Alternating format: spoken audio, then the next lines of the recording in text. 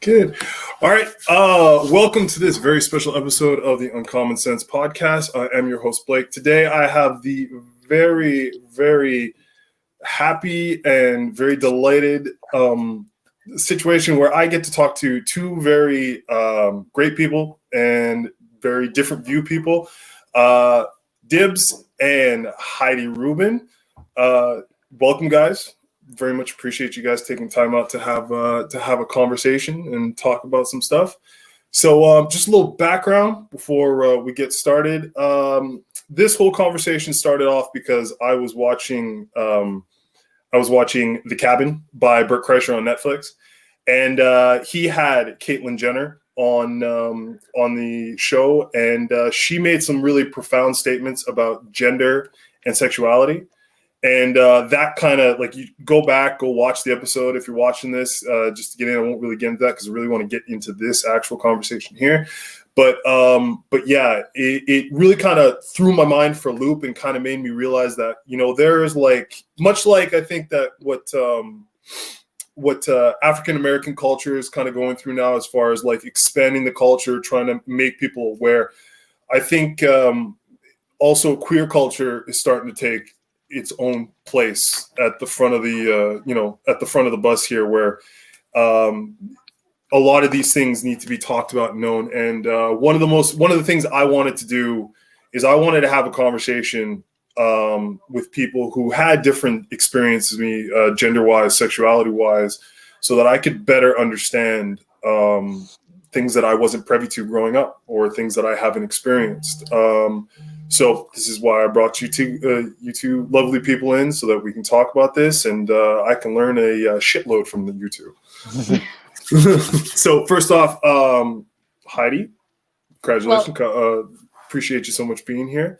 Heidi is been my mentor she was my mentor when I started training. She taught me a lot. She helped me a lot. She allowed me to follow her like a stray puppy, I think, for the first 6 months, just to kind of get an idea of what the hell I was doing.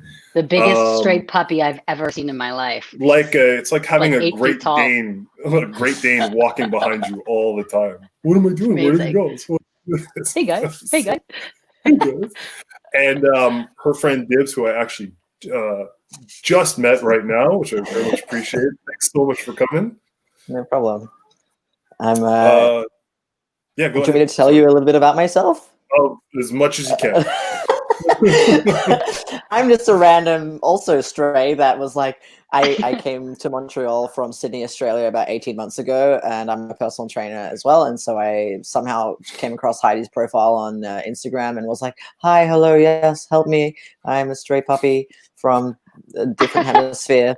And and then we became internet friends, and then I started my business here, and I also happen to be a transgender person, and that's why I'm on the podcast right now. So that's me.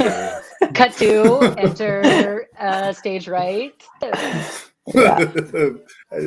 All right. Cool. So this being 2020 and everything being up in the air, and I think this is the universe rewriting itself, to be completely honest. I think everything's just kind of getting thrown for a loop, and there is no more normalcy. We're all striving for a new set of norms. For me personally, growing up as, I guess, what you consider a hetero cisgender male, I grew up pretty much, I guess, I don't want to call it normal, because I don't think the term normal is very fair or appropriate, but we'll say very stereotypically gender, for the, like, not gender, general. Dated girls growing up, hung out with dudes, played football, so very, masculated, using the term gay, fag, all these kind of things as a negative connotation growing up. You know what I mean? I guess, not that it's good or anything, but just kind of, that was my experience growing up. I personally didn't come into contact with openly gay people until I got into CEGEP, where there was a gay community, everything like that, and I had a couple of friends who were in my classes and stuff and everything. That was my first experience with gay people, and then when I started working in fashion, about 5, 6, 7 years later, that's when like my whole world just kind of opened up, and it became all like, you know, I finally got integrated into the whole society, started really getting into RuPaul's Drag Race and all these different things. And now that's my favorite show ever. But yeah, so being just this whatever bland, blah, like, you know, I date women, all this kind of stuff, you know what I mean? Nothing really exciting. I think want to that's know what super it was. exciting, by the way. I'm super excited by you dating women. I mean, hey, what are you gonna do? But I wanted to talk to you guys about your experiences growing up. You know, being being not necessarily cisgendered. How was it for you guys? You know, dealing with your emotions, how you felt. Did you feel not adequate? More like, you know, just people didn't understand you. However, you know, I know big shot, big question, but I mean, just you know, let it roll. Wherever it goes is wherever it goes. Dibs, you want to take this one? You want to go first? You want me to go first? You look like you have words waiting to pour out of you. So, I don't know how long does this will this record for? Because Heidi looks like she can talk for it goes on for as long as it goes 14 on. hours. No, go for it, buddy. I've wielded it down. Okay, go for it. Yeah, okay. All right. Funny because I'm currently doing a lot of like personal growth, like the work, quote unquote, on bettering myself and understanding past trauma and my behaviors and where they come from and how could I improve. And I was literally on a conversation with my therapist yesterday where I was talking about how I'm having a difficult time navigating a lot of the world in terms of like feelings, what's coming at me, what I'm taking in, what I understand, what I don't understand. And he's also like this wonderful queer guy who was like, okay, Heidi, let's like go back for a second and we got to give ourselves a little bit of a break because we who are underneath this umbrella of the alphabet, he's like LGBTQIA2+, whatever it is that you fall under this massive spectrum, we started our life off having to learn how to cope with feelings that we weren't allowed to have or share or have anyone to bounce this stuff off with. So even in terms of like gender, me growing up not understanding why I didn't feel like the other girls, why I didn't understand why I didn't fit in with the guys, why my body wasn't developing like other girls, why I wasn't developing like these guys, why I needed to wear a dress when I fucking hated wearing dresses, why my hair needed to be long when I didn't feel like that. I just wanted to, and then I started to think like, fuck, I must be born wrong. Like if I don't feel this kind of imposed femininity, then I must not be right. Like there's something wrong with me. And I was like, I never felt like a girl. I never fit in with the guys, although it put me like on a pair of skis or a snowboard. And this isn't like go me, I'd be crushing them all. I was an incredible athlete. So everything that was deemed as like masculine and like king and power, I excelled at, but I didn't look like them. I didn't have the rights that they had. I didn't have the opportunities that they had. I couldn't date girls. I didn't even understand why I liked girls. I dated men or boys until I was 19. So I constantly thought that I was wrong. So I didn't even understand gender. I thought that I was a boy fucking trapped in a girl's body. And now I don't understand it because I feel like I'm okay as a girl, but I still don't understand gender because like masculinity and femininity to me are so tightly intertwined. So going back to what my therapist was saying is that throughout these years when I was feeling so much confusion and so much self-shame and doubt and guilt for like all of these feelings, I was told not to have these feelings. You're lucky, you're white, you're affluent, you're Jewish, you've got all of these opportunities, you're fine. Stop fucking complaining. Don't be so sensitive, don't be so emotional. So I never learned how to deal with sensitivity and being emotional. So I didn't know how to deal with my feelings at all. I didn't know how to cope with shit. So I learned how to block them in and not feel them and just perform. And then when I figured out that I could like smoke pot and do drugs and drink and then have sex, I was blocking out all my feelings with all of those things. And so I never, ever learned how to create these coping skills that were healthy and like really connect with people. Like I couldn't bring anybody home for dinner. I couldn't have a sleepover. I couldn't bring anybody home for the holidays. I never grew. I never learned how to have relationships intimately, really romantically, ever. I still have a hard time having these kinds of conversations with my family. So much better now. Like they've come a whole long way. But only later in my life did I start to even have like the opportunity to develop this other sense of like connecting with people. So I'm very late in the game, like super late in the game. So growing up for me meant a lot of numbing things out and blocking things out. And so many people in my community have been trapped and have been suffocating all of their lives because they can't let these feelings out. They don't have a place to put it, and they have no one to depend on or to have support. So, and this isn't a comparative thing, because I know that it's not just gay people or like gender fucking people, or that's it's not just us. Everybody has a difficult time, but we have had a very, like, we didn't get so much of what a lot of people were able to get because they had a normal relationship. Like their parents weren't at least uncomfortable with the fact that they're bringing home a girl or a guy, whatever. Anyhow, that's, so if we're talking, keeping this on topic, my experience growing up meant that there was a lot of me that didn't grow up, and I'm playing a big catch up game now. And I have to spend a lot of time being forgiving of myself and my lack of knowledge and understanding of where I'm at. So sometimes when I'm dealing with shit, it gets messy. So I have to be okay with making mistakes in how I express myself and how I interact. So, but the chaos, that's where the fun comes. That's where the fun comes from. I mean, that's what makes you relatable, because when you're so far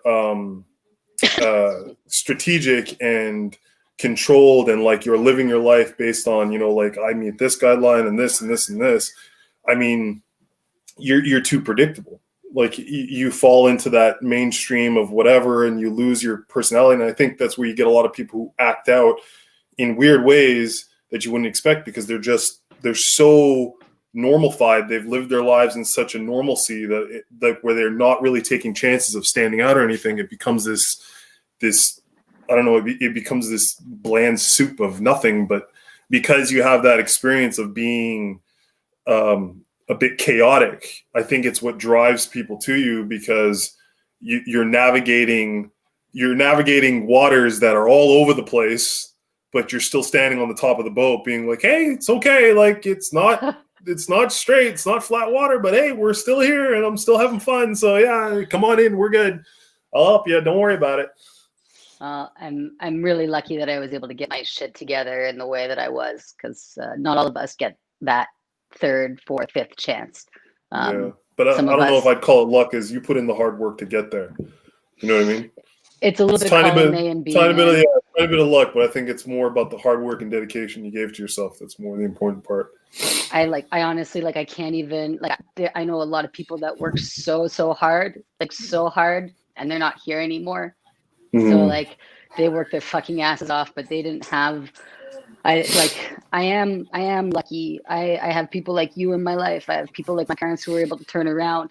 Not everybody was like that. And like mental health comes into play too. There's a lot. Like I do take credit for the hard work that I've put in. I do. And like I'm learning to like give myself that credit. I love myself. I'm doing okay.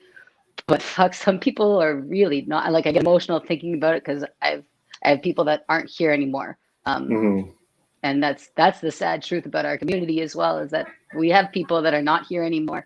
And it's either because they were unlucky walking around outside somewhere and someone didn't like them, or because they couldn't handle the trauma of their lives anymore and mental health killed them.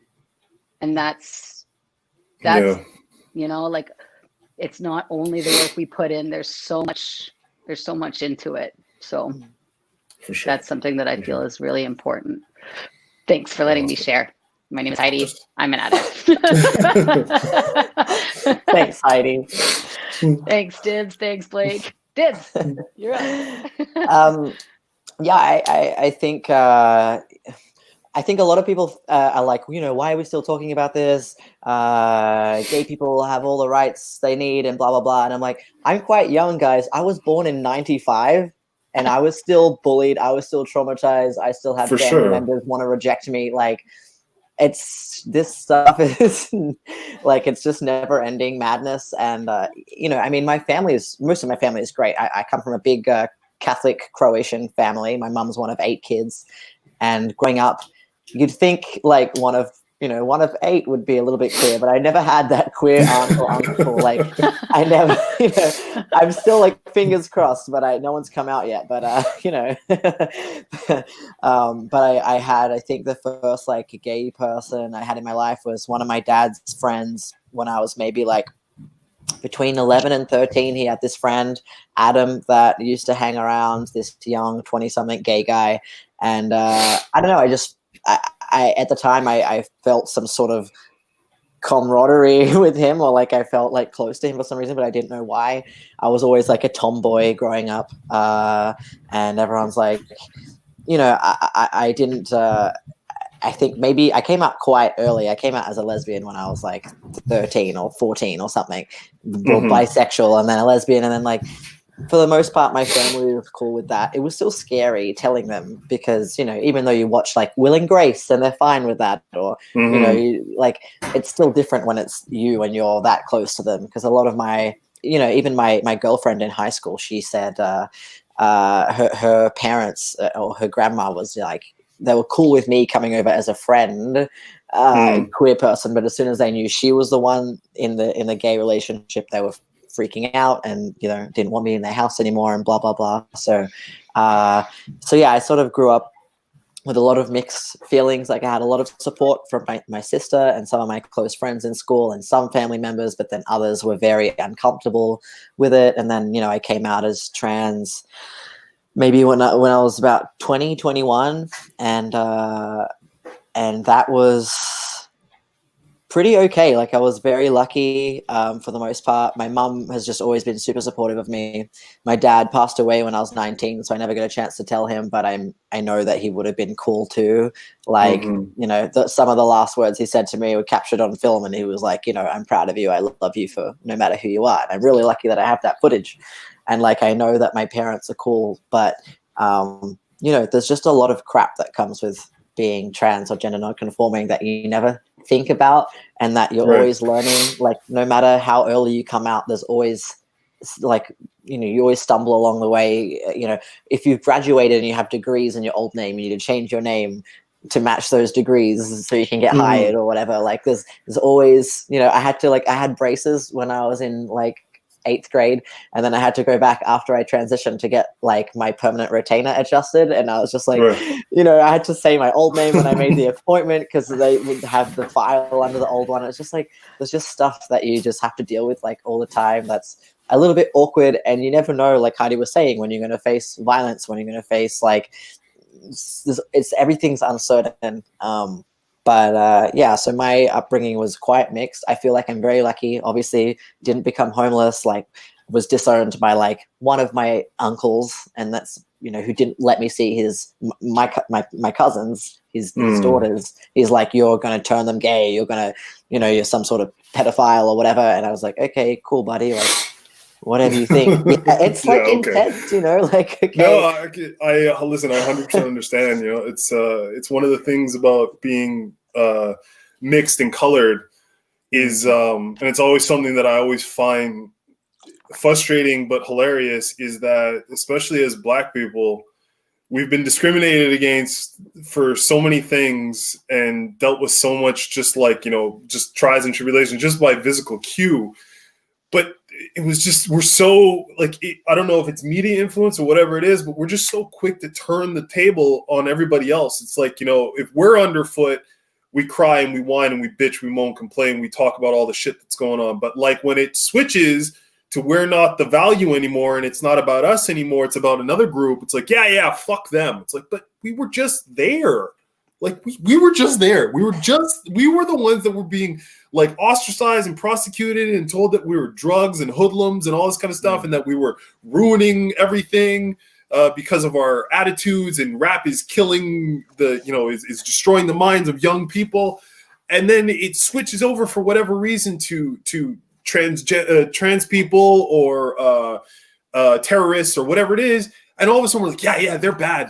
We got to get rid of them. We got to screw them. It's like, dude, come on, fuck. Like, really, you're going to fall for the same fucking thing? Like, so yeah, I understand to a certain extent. Sorry, I didn't want to interrupt, but I understand to a certain extent what you're talking about, how it's like, it's crazy. Everyone's always just trying to. I don't like the infighting in the LGBTIQA plus community as well. Like, I guess everyone's just always trying to get on top. And once you think, okay, cool, people aren't pointing the finger at me anymore in my little subgroup, cool, everyone's just so fast to point it to another subgroup, and I think it's such a shame because we're stronger together, and I think we all just need to have some empathy for other groups, because we've all been there Dallas. at some point. Hi, Dallas. Yeah, but anyway, I was done a childhood upbringing story, but I can, I have. It's interesting. Like, I have no idea what it's like, to be a person of color and have that immediate, someone seeing and judging you straight away from how you look. I mean, with trans people, I guess I hate it comes to how well you quote unquote pass as the gender that you're trying to present as. And some people are totally stealth and will go about their whole life after they've medically transitioned, not having anyone second guess or judge them for how they look, and unless you're trying to sleep with them. But for others, a lot of people don't have access to the medical care that they need and the hormones that they need, or they can't take them for whatever other medical reasons that they have. And so they can't look the way they want to look, or they do look the way they want to look, and society is still like, you're not femme enough, you're not masculine enough, you're too ambiguous for me, and I'm going to get mad about it, And so that's, but that goes right into a topic that I was just recently talking about, is this idea of like cis presenting trans folks. Like, we have someone like Laverne Cox, who is a cis presenting woman.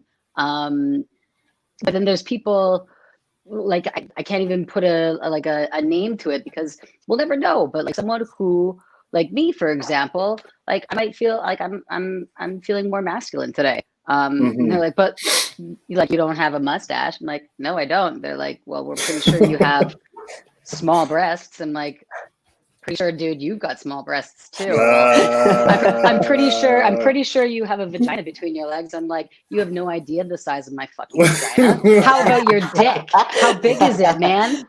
Is your dick as big as your fucking attitude? Like, come on. We're like, well, but you don't look like a girl. But then those folks that are like, then the question goes into, or like the topic of conversation go into, like, who fucking cares? Like, gender has now become this thing that we, like, all labels, you got to put someone in a box. We want to be able to understand, so we control the situation, so that something that might make us feel uncomfortable, we can wrap our brain around it and we can control it. When, like, from what I understand from like therapy, like my recovery, is that the universe is bigger than me. It's bigger than you, Blake. It's bigger than you, Dibs. It's bigger than us, and we can't control shit. All we could do is learn to go with the fucking flow. So that's right. Like, this idea of putting people in boxes and genders, I understand that it's important for many people to have that label if they've been struggling with the assigned gender from birth. Like, fuck. The idea that gender is made it something that, like, either gives people opportunity or puts people in an oppressive state is an issue. I think I just said a lot of different things. I'm sorry. No. It's great. Dibs. High five. It's great. It's awesome. So here's the thing. The way I've been trying to, I guess, think about it in terms of where I've been trying to understand that the whole, sex and gender and everything from a different point of view is, I went back to thinking about what it was like for me going through puberty. And I mean, because when we all start out fairly young, I mean, you can make the argument, assumption, whatever you want to say, you know, like we're some have penis, some have vagina, some have both, some like whatever your pod state is when you come out of your your mother, you know what I mean? It's what you are, but we're all pretty similar-ish before we hit that puberty stage, you know, like we're all still figuring out the world and figuring out ourselves on a base level. But I remember when I started going through puberty, especially being like one of only 2 black kids in school, it was completely, everything started becoming completely different, right? Like things started changing. You have no idea who you are. Your voice cracks. I mean, I remember I used to have like this high-pitched voice when I was a kid. And then all of a sudden I'd be talking and then it would just drop like all of a sudden out of nowhere. Or as I got older, like my voice would deepen, but then every once in a while I'd be like, oh, yeah, and you know, it would just crack for no reason. Yeah, I went through that. So that's it. But so this is to my point, right? Because most of us go through this process unwillingly. Like nobody asks to go through puberty. Nobody asks for this, for the evolution of yourself to move that direction, right? Like it just, okay, what's going to happen. The hormones are going to take over and you're going to become whatever it is you're going to become. As someone who's trans and willingly, or not, I'm not gonna say willingly, but like feeling like, you know, this is a necessary step in becoming who I am. To go through it a second time, I just sit there and be like, fuck, man, I don't think I'm personally strong enough to deal with that. I'm like, that to me, that sounds like torture. I'm like, it was hard enough for me the first time when my feet were too big, my voice was weird, I had a really terrible fucking mustache that made me look like I was like I escaped from like the Mexican Texas border. Like my hair was everything, just nothing on me made sense. Nothing on me made sense. That's how you know that you're a cis person, because for trans people going through that, it is like Christmas morning every day. Haven't you not seen like everyone's YouTube videos? Crazy. This is my voice. That's crazy. This is my voice 2 months and these are my 3 little brush hairs. These are, you know, like these are my 3 armpit hairs. I've got like 4 new hairs on my nipples. Like it is so exciting for a trans person to start hormones. Really? Like, you get, you know, you get acne, you get bacne, you get acne on your chest, but you don't care. You're like hell yeah. The worst thing about being a guy. You know, like trans people get so excited because like, oh my god, I'm finally becoming the person that I get to become, and like it sucks and there are some terrible parts about it, but the pros far outweigh the cons, you know, like if I could tell you how much like I grew up with all girls, so all girls, like everybody, like grandmother, mother, sister, cousin, aunt, both dogs were female, like female, just me and my dad, that was it. When I started getting body hair, I was like, I hate it. I still hate body hair to this day. So to hear you be like, oh, I got this hair and that hair, I was like, I was trying to pull all these fucking things out, shave everything down to skin. I wanted to be smooth. It was one thing about being half black. I was like, oh yeah, it's till I was about like 24, 25, no hair whatsoever. Then once you hit like 26, it's like the white gene just kicked in and all the hair just started flying out everywhere. And I was like, oh, this fucking sucks. Like, I'm going to have to pick and pube every fucking thing on my body. Oh, yeah, I hate the hair. That's not like for me as a non-binary person, obviously I didn't want all of the changes that came with testosterone. Like I still don't like hair. I know other trans guys that are obsessed with how much hair they have, like even on their ass cheeks, but I'm like, no thanks. Like I didn't even want a stupid little mustache. Like I can barely grow. I don't want one. But like I've been through puberty 3 times now because I went on testosterone. I had my biological puberty to come becoming, you know, with feminizing hormones, and then I started testosterone when I wanted to transition, and then I was only on testosterone for about 1.5 years, and then I stopped because I didn't want to just look like a man and pass as a man all the time, because I don't identify as a man, I identify as non-binary. And so I it's sort of like going through menopause when you stop testosterone. It's really weird. Your body temperature is weird all the time, and then you get really emotional, and then you start bleeding again, and it really sucks. But like, you know, I did. Blake's, what? Just like, oh my god, that sounds terrible. Yeah, it's terrible. Look, dude, like it's not easy, and it's terrible, and a lot of these symptoms are not fun. But like, you do what you're gonna do to feel good in your body and to feel at peace with yourself, because like, I mean, gender is such a personal thing. Like, I don't think gender just is important to trans people or gender non-conforming people, like even to cisgender folks, like who want to change their gender expression or change their fashion sense or whatever. Like it's a very personal thing. It's something that you can personalize in your life. And when people throw out the whole Jesus didn't make you wrong or God didn't make you wrong argument, I'm like, hey, you wear glasses, you wear contact lenses, you've had braces on your teeth, you know, you're shaving your hair, you're trimming your beard, whatever. Like, we all make changes to our bodies. Jesus and God don't care. They got bigger things to worry about. They don't give a shit. They do. I know. They've got to create what you're vaccine. wearing or what you think. They don't give a shit about that. Exactly. Is it Jesus and God that are making the COVID vaccine? Because I've been asking them for a lot of things. They haven't shown up. They just don't answer. Yeah, they've been real busy. You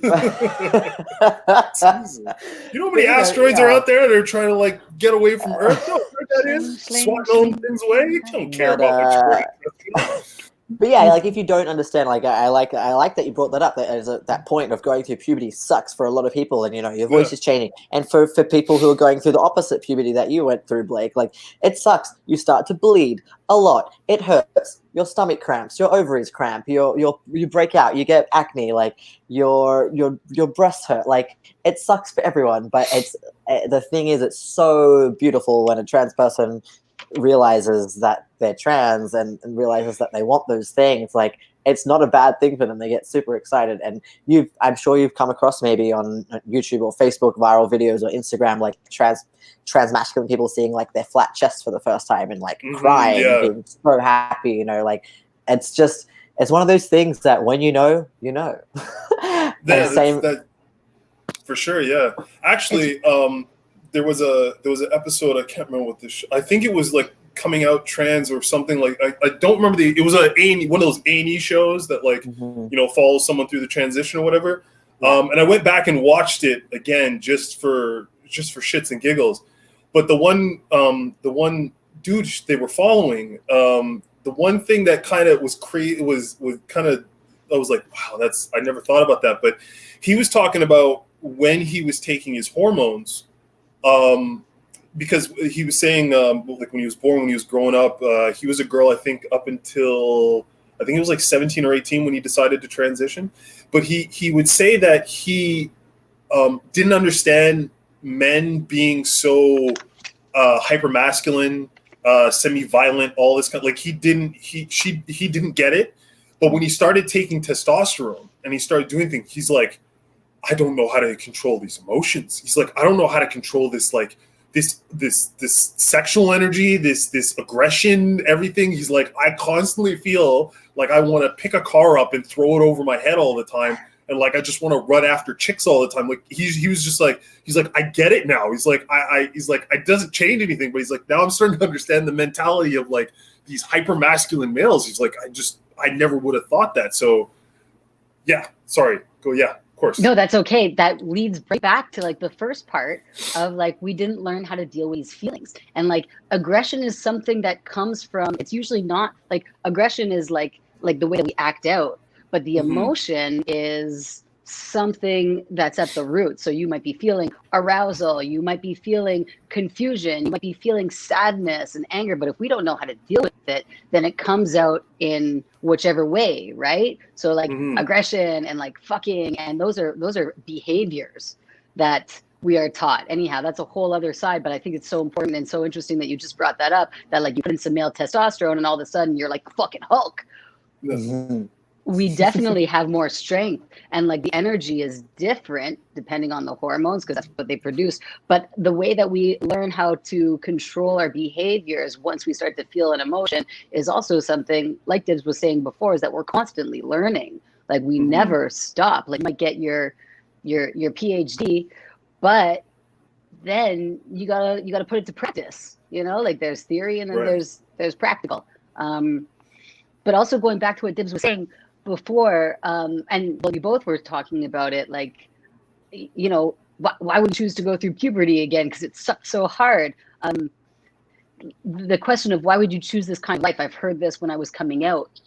You're gonna have a hard life, Heidi. I'm like, well, the only thing that's gonna make it hard is not having the support from the people that I love. If I'm given support, then whatever hard stuff is going to come at me, at least I've got like a comfortable place to land. But it's going to be hard for everybody. Life is fucking hard. Not because I'm queer that it's any harder. Like maybe it like anyhow. Not that I'm queer that it should be harder. I should have support and a safe place and family and community to support me. But you also said it, like people change their hair, they get a new pair of glasses, they change their fashion. People inject shit in their lips. I personally, 20 years ago, got fucking tit implants and I just had them removed. Yeah, 20 years ago, I got tit implants because I didn't feel like I was feminine enough. I didn't think that I had the right female body. So for the last 20 years, I lived with tits. Huge. Or no, they weren't huge. They were all right. They were the kind of tits I'd want to play on other people. Anyhow, I recently had them removed. But like we do all kind. But because that is like, okay, she's trying to look more feminine and more beautiful and more attractive and better in her body. Sure. Let's give her some tits. Let's lift her. Let's make sure we don't have wrinkles anymore. Let's get this like lip thing going here. And everyone's like, yeah, for sure. Go make yourself feel better. Like if that's going to make you feel good, go do it. But then as soon as someone says, I'd like to have top surgery, or bottom surgery, they're like, well, why would you choose something like that? Well, why would you choose to go to the gym and get some fucking guns? Why would you choose that? That's a lot of work. Why do you get them bicep implants? Yeah, it's the same thing. Why would you do that? Why don't you just be happy with what you've got? Well, people sculpt fake abs these days. Oh my god, it's terrible. I've seen some of those shows. It's the fake abs, the fake pecs. Yeah. They had one where a guy got fake calf implants, but it rotated and it turned upside down, so the calf was the wrong way. Oh god! I was just like, guys, it's like just take steroids. Like just stop. Like, at this point, just take the steroids and just get it over with, because like it's just not worth it doing all these, like having these things in your body. Like you're just gonna end up killing you're gonna get sepsis. It's ridiculous. Yeah, well, I had to have my tit removed. I've got 2 scars. So now I'm somewhere in between where like I had tits and I could pass as like a girl. I swear, like I could walk down the street right now with this hat on and people will be like, hi, sir. I'm like, thank you so much. Like, thank you. But see, so that's interesting. So that's interesting. So when someone says miss, does that have the same feeling as if someone's like sir to you? For me, I like someone says miss, it doesn't register as anything abnormal. But when someone calls me sir and I'm gendered in that way, in a masculine way, I like get tickled. I'm like, And do you think it comes? Is it? And I'm asking a question. Just do you think it comes from like a power position? As in, like, stereotypically, like, male would be, like, seen as, like, the power position, the dominant position. Do you feel like it comes or is it just, like, I feel kind of like a dude, so when I hear man, it's like someone's just acknowledging the fact that I'm a little more, I've just got a little more of the bro in me. I think it's number 2. I, like, sometimes have, like mask envy, like penis envy, whatever it is. Yeah, like, I've seen you look at me before and be like, yeah, dude, like why do you get that?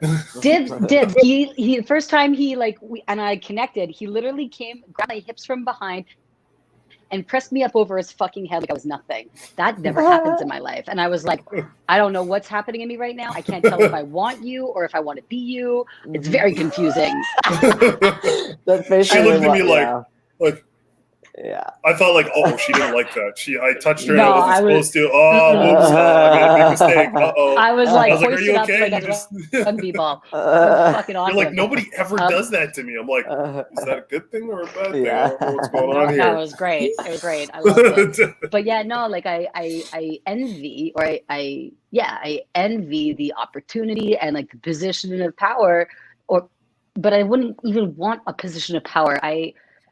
I want equality. So like, again, it's confusing for me, and maybe I just don't have the words or haven't been able to like work it out enough. But yeah, like penis envy is about like being able to walk around and not being marginalized, or like not have not having opportunity removed because of what I have between my legs, or because what you think I have between my legs, or if you think that I'm pretty enough or girly enough or sexy enough or nice enough or quiet enough or whatever it is that me as a woman is supposed to be, to not be annoying, imposing, slutty, whatever. Like, so that whole like female gaze. So if someone is like, I can't even say misgendered because I still don't know what the fuck that means for me. But to be called sir, I'm like, thank you. And I'm like, it just means that I can pass as both. Or all, I don't know. It makes me feel good. Because I understand to a certain point, because my mom used to be in the army, and she was a sergeant, and she used to say that, like, back in the day, they didn't refer to you as ma'am. Like, even if you were a female sergeant, they would say sir. They'd be like, yes sir, no sir. Like, there was no like yes ma'am. It was sir. Everything was sir. The sir was not a gendered, opinionated thing. It was, the word sir meant that you were bowing down to someone who had a higher ranking than you. So that's why it just made me think about, does she do it for this reason, or does she do it for that reason? Okay, it's cool. Yeah. Dibs, you were saying before about shoot, no, I lost my point. Great, good job, brain. So you were saying before about kind of like, going through the second puberty, and talking about, the things going on, and being like so happy about the things going through your body. Is there a point when you're going through your transition and you're achieving, in anime we'd say it's like, reaching your final form? Was there a point where you started second guessing what was going on? Like, did you start to feel at certain points like, was this a good idea? Was this a bad idea? Like, am I feeling what I'm feeling? Like, am I just jumping the gun? The reason I ask this is because there's, I was listening to a couple other podcasts that were talking about similar situations. I forget the name of the chick. Fuck, I should check that out. But there's a psychiatrist who just came out with a book not too long ago, talking about this new, I'm not going to use the word not plague, but there's this new kind of occurrence where women are going through this. It's like they're transitioning, but they're transitioning in groups of girls. So it's like they're all deciding, yeah, I'm trans, and they're taking hormones. Right. They're getting hormones from doctors or whatever, and sharing them amongst each other, and transitioning as a group. And they're being told misinformation about, like, if you don't want to do it anymore, just stop. Like, just don't take the hormones anymore, and everything will go back to normal. And it's like, well, no, this is a pretty serious thing. You know what I mean? So, as someone who's gone through it, was there ever a time where you kind of second guessed what was going on, or did you get nervous, or did you think, am I making the right decision? Or was it just kind of like, I've been thinking about this for so fucking long. I've taken so long to, like, play this thing out in my fucking head. Like, this is who I want to be. This is what I want to do. Like, fuck it. I'm just going to get there wherever I'm going to get there. Yeah, well, I think I have multiple thoughts coming right. No. I think there's a problem, like, with the medical industry in most countries, and where there's not enough medical professionals who are aware enough about trans issues and what hormones do and what they don't do. And I mean, for me, going through the process in Australia, like, there's a lot of red tape around it, and you have to see a therapist for like 6 months or a year or whatever. And you need to get like a therapist letter, a doctor's letter. There's another way to do it called informed consent, where your doctor will give you a list of the reversible and non-reversible effects, and you have to be in possession of this piece of paper for however many weeks before they can approve you. And so there's a lot of red tape around it, but then obviously that doesn't stop people from sharing illegally on the black market hormones between them.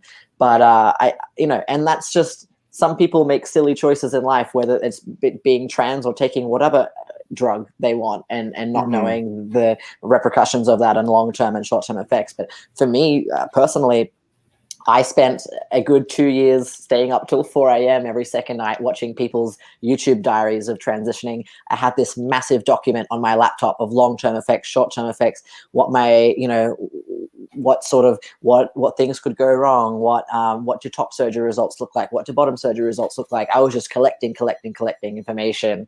And because I wanted to be sure, because I knew, yes, some things are reversible, like my hair has gotten thinner since I stopped testosterone. My body fat has redistributed, so it's back more in my hips and my thighs. My muscle mass isn't. I'm not gaining as much muscle as fast as I was when I was on T. But the things that stay, your clitoris grows, and it. And it's there. It's there. It's not going back, but I like it. I like having a tiny little wiener. But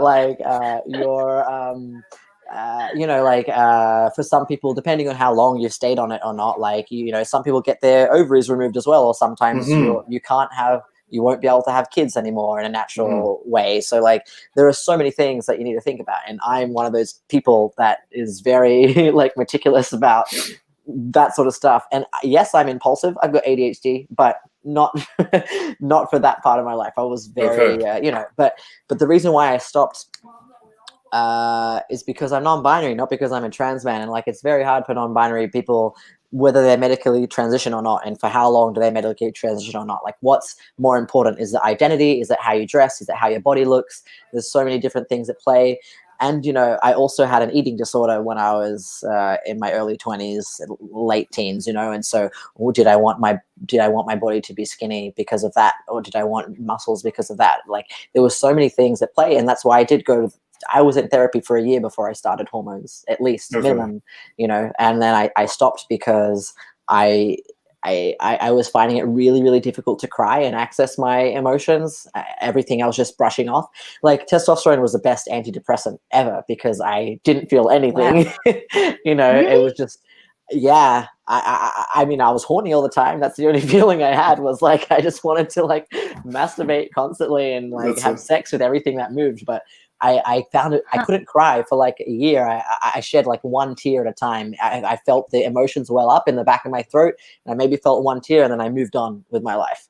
But other trans people say the opposite, like you were saying, Blake, about that guy who just felt anger and sadness and rage and whatever. It's different for everyone how their body reacts to it. And I used to think that whole boys don't cry thing was bullshit, something that society imposed on men. But no, some men, and sometimes testosterone actually makes it hard for you to cry. It makes it hard to get on that side of because your first thing is just you want to ball up and you want to fight something, but then after it subsides, and then you're like, oh, okay, now I can access. Do some push-ups or you wank. Or something. I gotta go run for a mile. Yeah. I'll find it out there somewhere.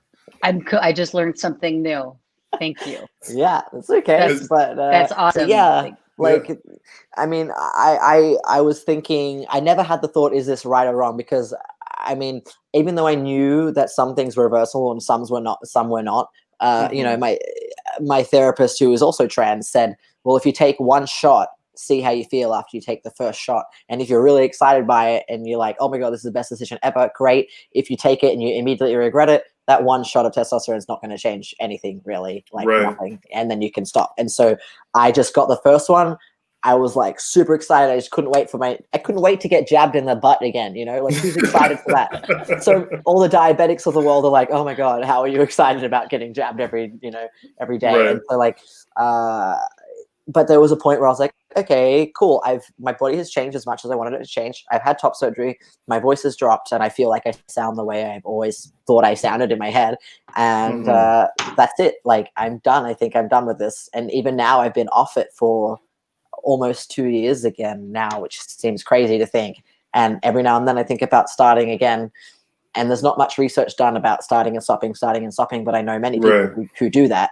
And, it's hard on the body to change your dominant hormone all the time. But it's I feel like you just have to pick the lesser of the evils in your life. Do you want to be depressed and suicidal, or do you want to put your body through this stress, this little bit of stress, so you feel better and so you can look at yourself and be happy. Right. It's just, there's always something that you're going to be doing to your body or your mentally. Like there's always something that we do that we're struggling with, and but so it's such a unique experience being trans, and like interviewing 10 trans people is not going to give you a proper cross section of like how people experience gender, for sure. But I think it's just important to try to have these conversations, because I think one of the issues, and when I talked to Heidi about trying to have this conversation, one of the things that I brought up was that when you have a victimized community, what ends up happening is the walls come up, right? Explanation usually comes first, talking about, we're being victimized because of this, that, and this. But then there's a brief period amongst the initial response and then the acceptance, where the walls come up, and it's like, don't ask me about my situation. Don't ask me about how I'm living. Don't ask me about this. Just understand that I'm suffering, and you need to be aware of it. And that's what has to happen. You need to take my word for everything that I'm saying. That's it. That's all. We're going through it in the Black community right now. It's the same thing, where we're having you're having a lot of people who are basically dictating how people should be dealing with other Black people. Like they're telling them, no, you need to be like this, where a lot of us are like, dude, we're just looking for equality. That's it. The whole point is we want to walk in the room and not be noticed. We want to walk in the room and be like, hey, how you doing? Great, fine, thanks. How you doing? But then there are others who want to take and I think this happens in every social movement, or in every, shift in the system. Like how you were talking about before, even within, the alphabet community, how it's like, there's like a hierarchy that tries to be like created, where it's like, who's ever on top or bottom. Where it's like they want to be they feel like they were on the bottom, and they just want to jump right on top. Like they want to be the superiority, and they want to treat others how they've been treated. And they feel like somehow that's the great equalizer, is that we're going to put you in the position you put us in, as opposed to getting everything back on equal footing, and we're all just on the same plane. So, so this is kind of why I wanted to have this conversation, talk about it, was because I wanted to have a talk and discuss these things that I think a lot of people have questions about, but they're either too scared, or they don't know how to have that proper conversation, in terms of they don't know how to create that safe space or that honest space where people can talk, ask questions, rebuttal, and even if someone says something wrong, be like, I don't think you say it like that, but whatever, it's cool. Like, I know you didn't mean anything malicious by it.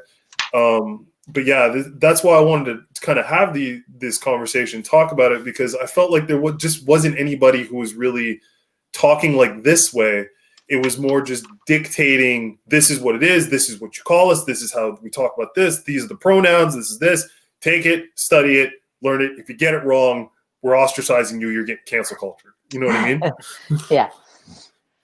I think it's I totally get what you mean about, how there's one group of people from that minority that are like, this is how you speak to the whole thing. But that's what, as I was saying, at the start, before we even hit record, about, we should all learn from each other, and not one person is going to dictate how you should treat that entire minority. But it's just like a base level of respect that you should apply to every interaction that you have with someone, like, and knowing your boundaries with the relationship you have with someone, and knowing, can I ask about this? Can I ask about that? Like, what is workplace appropriate talk? What is, this person's my friend, so maybe I can go a bit deeper with this person. And, I think it's just, I know this is the Uncommon Sense podcast, but it's common sense.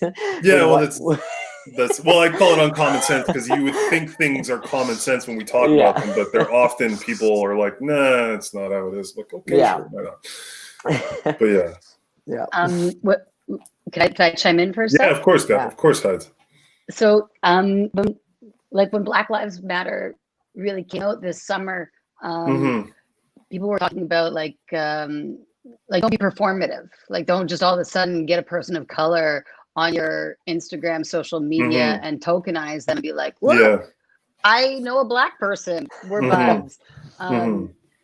it's not about tokenizing, and it isn't about performative. If you feel like you want to ask somebody intimate questions, then you better put in the time getting to know them. For sure.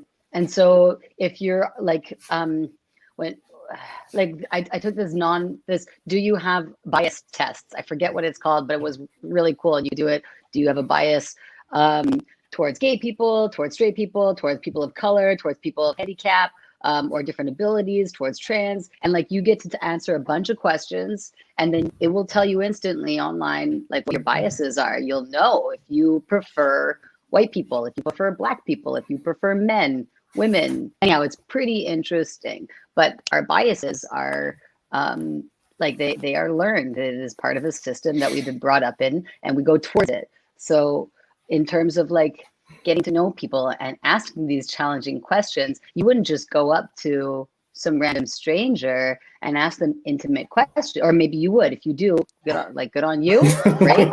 I don't know, but like if I want to connect with someone and ask them an intimate question, I will spend time trying, and this is just me again, I'm not broadcasting or preaching, do whatever you want, but like get a chance to know somebody that's outside of your circle, and then you get to build your circle up, so you don't just have me, Heidi, white, cis, gay, whatever people in my world.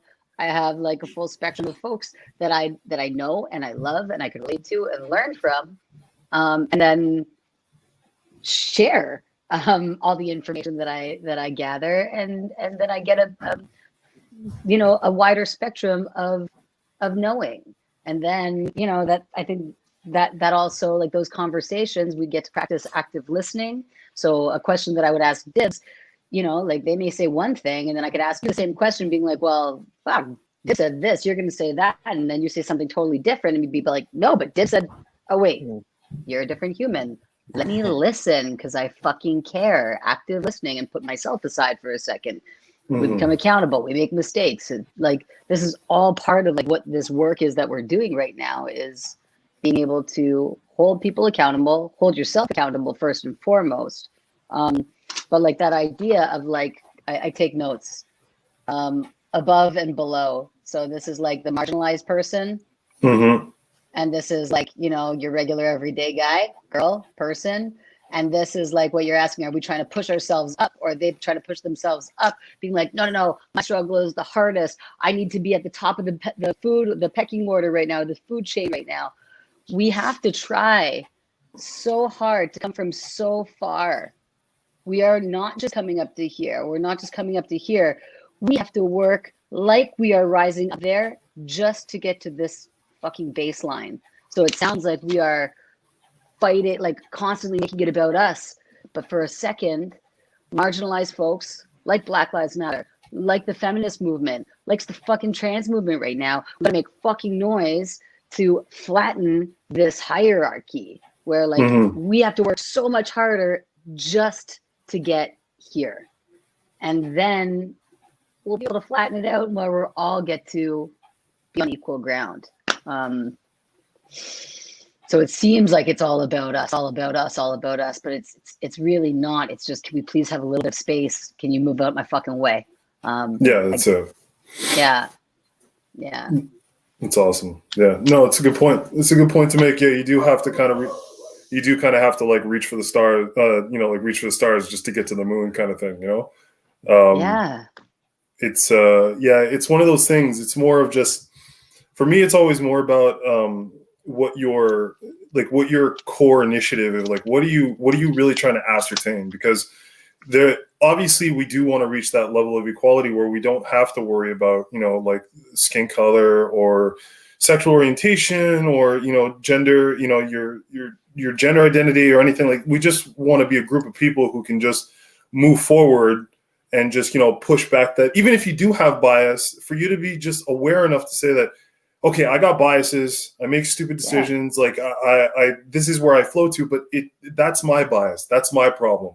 Like, that's something I've got to deal with, and not being projecting that out into the world and then expecting others to follow that to make you feel more comfortable. That's kind of where it comes from, as opposed to someone who's, fighting for, because they're tired of being on the bottom so much, but they have envy of those on top. So they're actually trying to replace those on top and getting them back to the position that they're at. You know what I mean? Because I've seen both. And I see those who are like truly about, you know, creating that equality through love and respect and, you know, understanding education.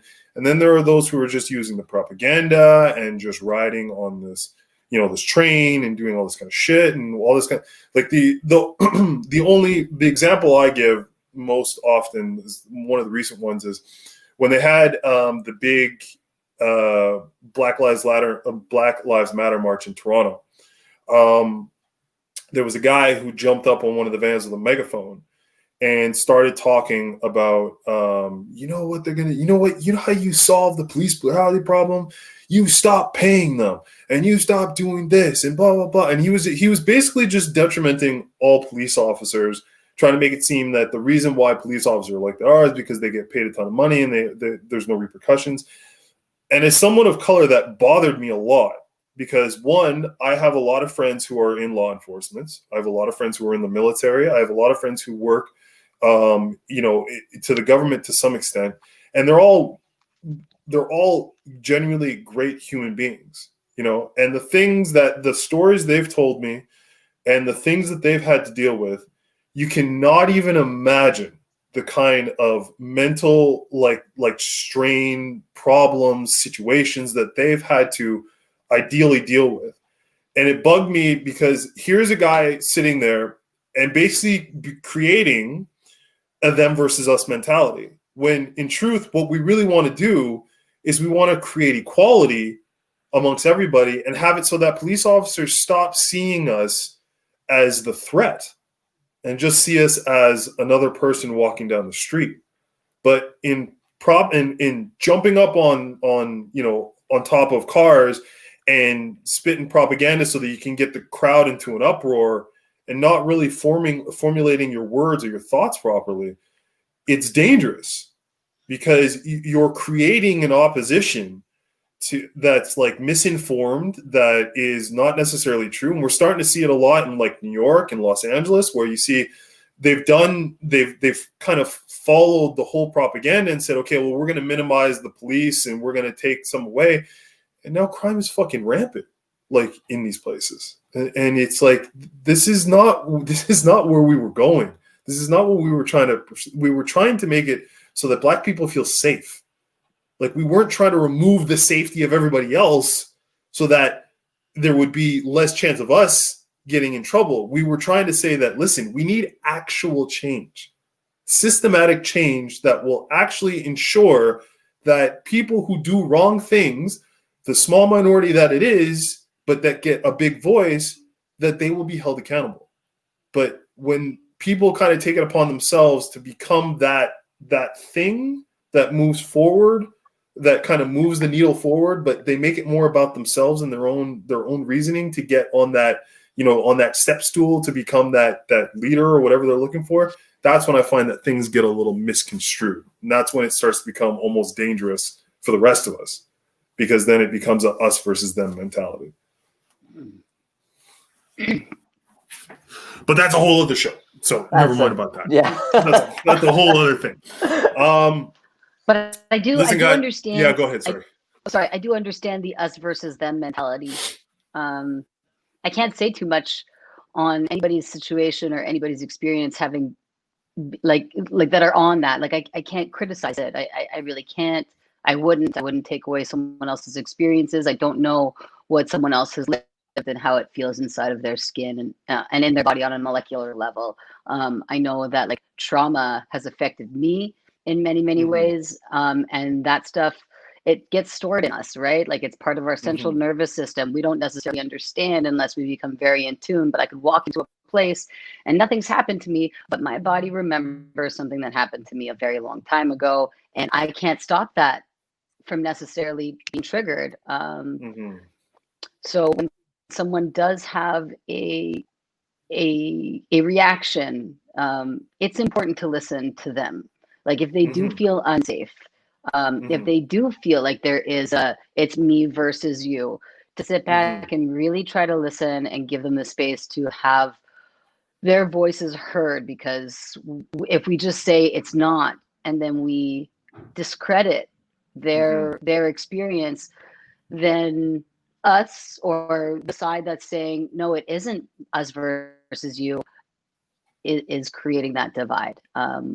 Just by negating, just by taking away someone else's experiences, by not validating it, not acknowledging it, and not listening to it and holding it. Just that act turns it into a polarizing situation. To listen to someone, to express that they understand, to listen to their experience, to hold them in it, without necessarily taking it personally, but to say, I hear what you're saying. What can I do right now to help you in this situation? Like, what could I personally do? And then maybe someone will have the courage to say, well, maybe I just need you to be like a cool person and like give me a hug right now. And then that bridges a gap. And that's a huge gap that people, because otherwise you're like, someone will say, like, they'll start to complain and you'll be like, you're complaining about fucking nothing. Nothing's happening to you. There is no traumatic situation right now. You just walked into a door. Like, you just walked through the door and we're in a room together. And they're like, yes, but I feel like I'm being fucking strangled. And they're like, but no one's strangling you. Instead of saying, wow, I can imagine what that must feel like. Please sit and explain it to me. I want to know. And then say, fuck, that sounds terrifying and sad and lonely.